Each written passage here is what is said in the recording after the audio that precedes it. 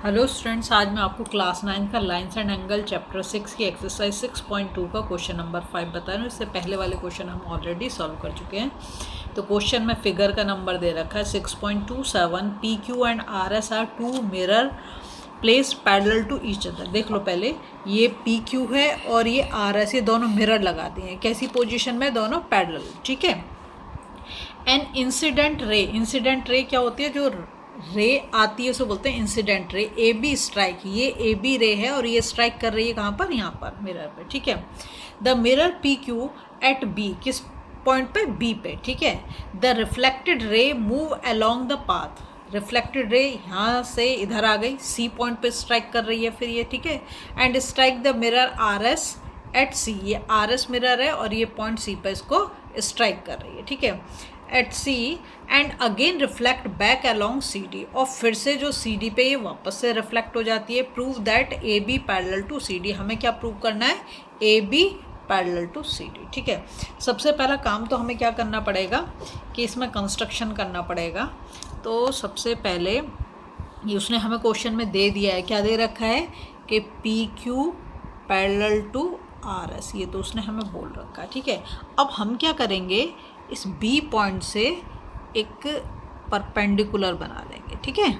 B point से एक perpendicular बना लिया। ऐसे यहाँ पर सी से भी हम एक परपेंडिकुलर बना लेंगे, ठीक है। मैंने दोनों परपेंडिकुलर बना लिए।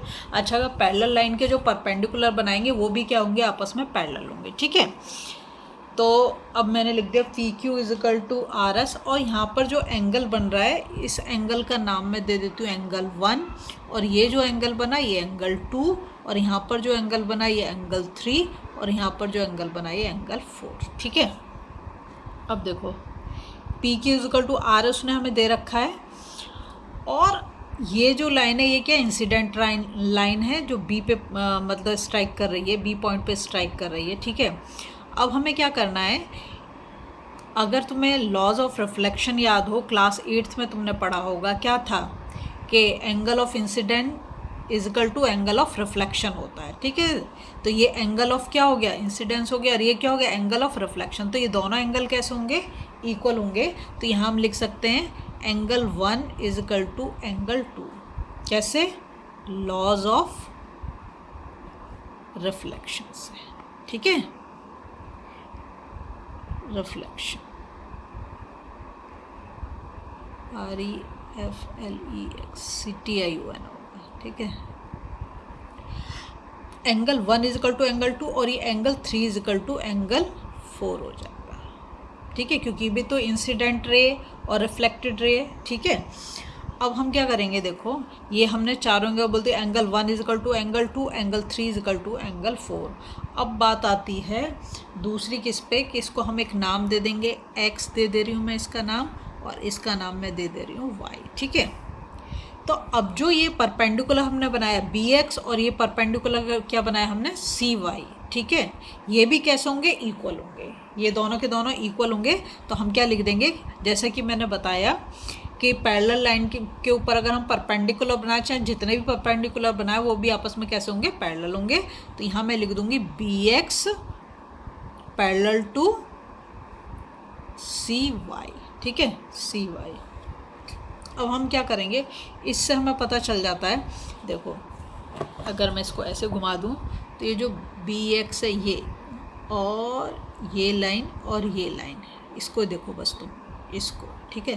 तो ये वाला जो एंगल है एंगल 2, और यहाँ पर ये जो एंगल है एंगल 3, ये जेड फॉर्म कर रहा है, जेड बना रहा है, तो क्या हो गए? Alternate interior angle. तो हम क्या लिख देंगे, angle 2 is equal to angle 3 क्या बना रहा है? ऑल्टरनेट इंटीरियर एंगल्स, ठीक है, ऑल्टरनेट इंटीरियर एंगल्स। तो ऑल्टरनेट इंटीरियर एंगल कैसे होते हैं? इक्वल होते हैं। जब इसके ऑल्टरनेट इंटीरियर एंगल हम इक्वल बता रहे हैं, तो अब हम क्या करेंगे, अब एंगल 2 और एंगल 3 तो हम लिख चुके हैं, दोनों इक्वल हैं, और ये हमने प्रॉपर्टी भी यहाँ पर लिख दी। अब देखो angle 1 plus angle 2 is equal to angle 3 plus angle 4। अब देखो कैसे, यहाँ पे देखो एंगल 1+2 मतलब हम किसकी बात कर रहे हैं, हम ए बी सी की बात कर रहे हैं। यहाँ पे हम लिख देंगे एंगल ए बी सी, ठीक है, इक्वल्स टू, अब ये वाला एंगल क्या है, B C D, angle B C D, क्योंकि यहाँ पे देखो 1 और 2 तो किस में आ रहे हैं, यहाँ ए बी पे आ रहे हैं ये दोनों के दोनों, और ये सी पे आ रहे हैं दोनों के दोनों, तो यहाँ पर मैंने इसको दोनों को लिख दिया, ठीक है। ये भी क्या है, ऑल्टरनेट इंटीरियर एंगल्स, है ना।